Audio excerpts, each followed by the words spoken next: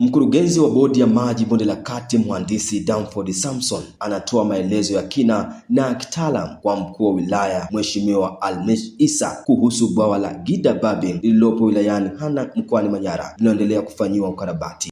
Bwawa hili kwa sisi tulisema kwamba litawezekana.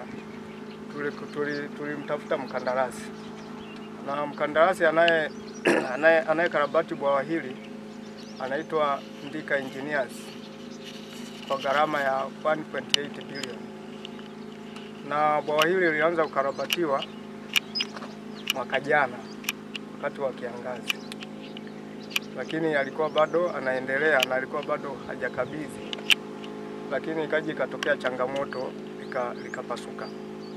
Na sehemu iliyopasuka pale ni kwamba maji yalipita chini ya tuta, ndio yakaloanisha upande wa chini, ndo yenyewe ikaelekea kupasuka. Lakini kwa sasa hivi tumesha ziba na tuna uhakika kwamba pale maji hayatapasua tena.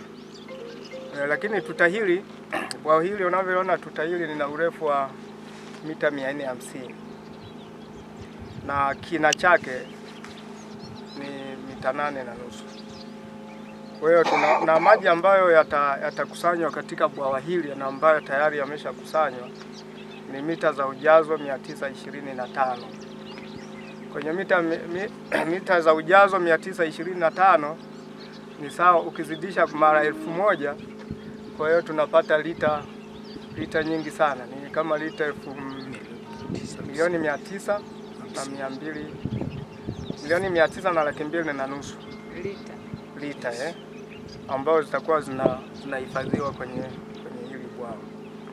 Kwa hiyo kwa ufupi, bwawa hili liko mwishoni kukamilika. Aidha, Mheshimiwa Almish amewasisitiza wananchi kulinda na kutunza mradi huo. Tutakuwa tunapita kusema pia na majirani ambao wanazunguka haya maeneo waelewe kwamba huu mradi ni wa kwao na unatakiwa utunzwe na ulindwe. Na nimshukuru sana mtendaji wa kata hii, tulitoa maelekezo kama serikali kwamba waweke katazo pale watu wasipite wakati mradi unaendelea. Ni kweli wameweka katazo, na toka nikija hapa sikuti kama kuna wananchi wanapita, na mpaka sasa hivi naamini kwamba mradi ukikamilika kama ulivyozungumza, mtaenda kutuwekea tena makatazo yale ambayo yatazunguka eneo lote kama ulivyosema, mita 60 kutoka kwenye bwawa letu kwenda kwenye maeneo ya wakazi. Na sisi kama serikali tunakuahidi kwamba kulitunza na kuhakikisha kwamba linaendelea kuwa salama na bila madhara. Mradi huo kwa sasa umefikia 96% ya ukarabati unaendelea. Pia wananchi walizungumzia mradi huo. Kwa kupitia bwawa hili, wananchi wetu wanaoweza kulitumia bwawa kama sehemu ya kilimo wanaweza kulitumia, lakini pia tutakao litumia bwawa hili kama sehemu ya kutumia maji, kama sehemu ya kujengea nyumba zetu na nini, tutatumia kunyweshea mifugo. Lakini pia tunategemea kwenye hili bwawa vijiji zaidi ya 5 vitanufaika. Mimi naitwa Mauseni kutoka hapa Gida Babin. Kwa hiyo tumefurahi kuletewa maendeleo ya bahari. Kwa hiyo sasa mimi kama mimi hapa ndipo napika chapati. Nimefurahika. Mimi nashukuru Mheshimiwa Rais kwa kutuletea mradi mzuri ambao ni kwa ajili ya umwagiliaji, na pia tutanufaika sana kwa ajili.